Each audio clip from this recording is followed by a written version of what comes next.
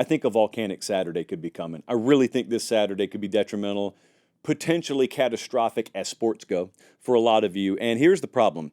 Stats and Info, a.k.a. producer Jesse, tells me that 14 ranked teams are facing unranked conference opponents this weekend, either Friday or Saturday night.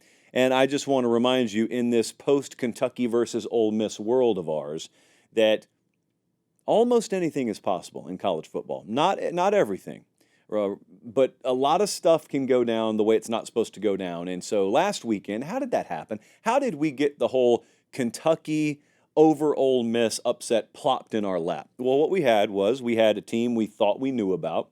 I'm going to include myself in this. We didn't even predict the game on the show last week. That's how unexpected it was for us. So we had a team we thought we knew some stuff about in Ole Miss. So you spend all of the spring and the summer and the preview magazine season, as we like to call it, and you gather your expectations and you define your expectation for a team. Now, if we're lucky, that team is like Georgia. They face Clemson right out of the gate. So we see them against quality competition right out of the gate, but that's not always the way it works. So in Ole Miss's case, they go week 1, Furman, 2, 3, 4. They face competition to varying degrees, but none of them equal competition. And so we get all the way to week 5. And to be honest, Kentucky still came in there as a double-digit underdog, like 17.5-point dog. But the athletic profile of Kentucky's team, just the caliber of athlete they put out there alone, was a huge step up from what Ole Miss had faced so far. So what we had was the classic metaphor of maybe some cracks in the old dam there that had always been there, but your previous 4 opponents weren't capable of putting the water pressure on it to expose it, and then Kentucky did, and voila, you got an upset. That's how it happens in college football in the first half of the season all the time. So let's take a look at this Saturday, because the casual amongst you, every one of you's got one in your life. Unfortunately, some of us have multiple casuals in our lives, and they will tell you this is not the week.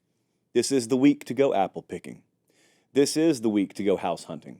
This is the week to hang out at Home Depot. Well, it's not. That's what God made Wednesday for. Take a day off work. You know good and well you've got some racked up. Saturday, you need to be locked in. Now, I'm not telling you that Alabama's going to Vanderbilt to lose. There's only one person in this building who's ever predicted something that foolish, and it was Bradley, the associate, and he doesn't even work on this show anymore. True story.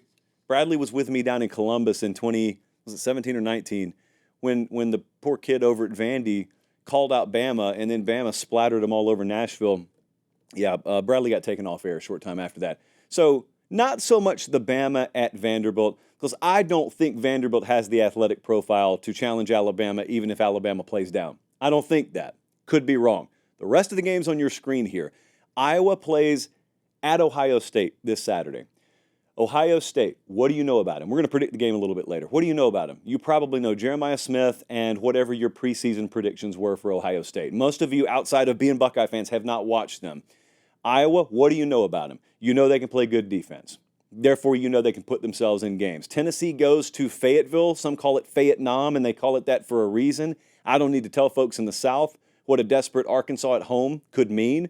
Auburn against Georgia. Now, this one's not in Jordan-Hare Stadium. So Georgia, especially coming off the Bama game, back against the wall, no more margin for error in conference games. It should be a get-right week. But, dude, do you really get right in rivalry games? Is that the way this sport works? And also, if you listen to Brother Freeze down there, he's not wrong. If you watch Auburn, if you look at their team profile, it's not wrong to say, and this is a big say, it's not wrong to say, you know, if they could just cut down the turnovers, that they're a pretty good team. Auburn's a pretty good team. Auburn is a team that, if they had a half a decent execution about themselves, could be 5-0 right now. So could Arkansas, by the way. But they're not. But here's the problem. The games they've lost are in the rearview mirror. Those are games that any given week, or those are teams that any given week are capable of putting a 5-0 caliber performance on the field. At which point you realize those point spreads are a little bit too fat. Now, Friday night, before all that happens, Michigan State goes to Oregon. That's Jonathan Stewart's Michigan State Spartans going to Oregon, and that's a guy he's very familiar with, Stewart versus Lanning. That's a program, Oregon, he's very familiar with facing. He's played them tough in the past. Last year, they had that game against Washington, and then they're gassed, and then they got to play Oregon on short rest. So that one, Oregon got a little margin in. What did I say? I said Jonathan Stewart. Well, that's not the head coach at Michigan State. Did I say it once or twice? Oh, please don't tell me I said it multiple times. We did this last year in some moment too. Anyway, you get it. Michigan State's going to Oregon. Now, UCLA's going to Penn State. No, I don't expect it to happen. The spread's 27.5. I don't expect it to happen. But Miami's going to Cal. That's where game day is. And that one's a little more interesting, especially because the last time we saw Miami, they won a game against Virginia Tech that was mighty sloppy.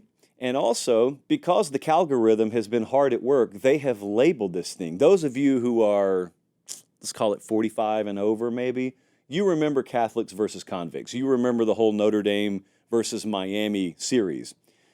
The Cal folks have taken it upon themselves to label this game against Miami woke versus Coke. T-shirts available, I'm told, in Berkeley right now. Michigan goes to Washington. That is your number 10 Michigan Wolverines as a 2.5-point dog in Seattle. USC is less of a favorite at Minnesota than Ole Miss is at South Carolina. All these ranked teams, 8, 10, 11, 12, they're all on the road.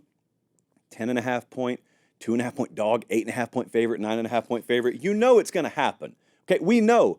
It's a mathematical certainty based on college football history. It's going to happen. Where is it going to happen? And it's not even over.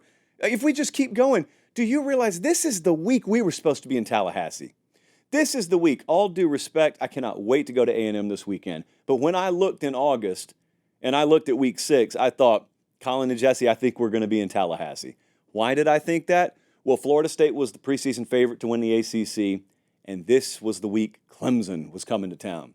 And it's still the week Clemson's coming to town. It is not the week we're going down there because Florida State's terrible. Clemson is a 14.5-point favorite on the road. Looks like Brock Glenn gets the start at quarterback. That's what we think for Florida State. That's a primetime game. Take that for whatever it's worth. Is there one moment this year? Is there one moment where Florida State just briefly plays up to potential? And what is Florida State's potential? I don't know. Baylor goes to Iowa State. Nope. SMU at Louisville. Louisville, kind of desperate right now. That wasn't a conference game they lost against Notre Dame last week, but that right there, that's a noon Eastern kickoff on ESPN, could sneakily be the best game of the day. And then Indiana, suspiciously only laying 13.5 at Northwestern. The model thinks it's wrong. I think it's wrong. Producer Jesse thinks it's wrong. Kids are dressing up as cigarettes in Indiana fandom this Halloween. That's what Coach Sig has done to ignite the fan base. And yet they're only 13.5-point favorites at Northwestern. Northwestern has been horrific this year. 13.5. I mean, this is a top 25 team in Indiana. J.P. Poll agrees. We'll talk about that later tonight. So all I'm saying is when we feel a little minor tremor, when the water in the town turns a little acidic, when it smells like sulfur, and when we see puffs of smoke out of the mountaintop, we should not ignore that because that is a precursor. Pierce Brosnan taught us a long time ago, do not ignore the signs or else all of a sudden you've got an eruption on your hands and then you've got mass panic and chaos. It'll be panic and chaos no matter what kind of preparation we undergo, but I don't want us to be surprised when it goes down Saturday. Don't be caught in the apple orchard with questionable cell service trying to text your buddy and ask them, what, the South Carolina scores what? But USC's doing what at Minnesota? Don't be that guy. We've all been there before. Don't be that guy.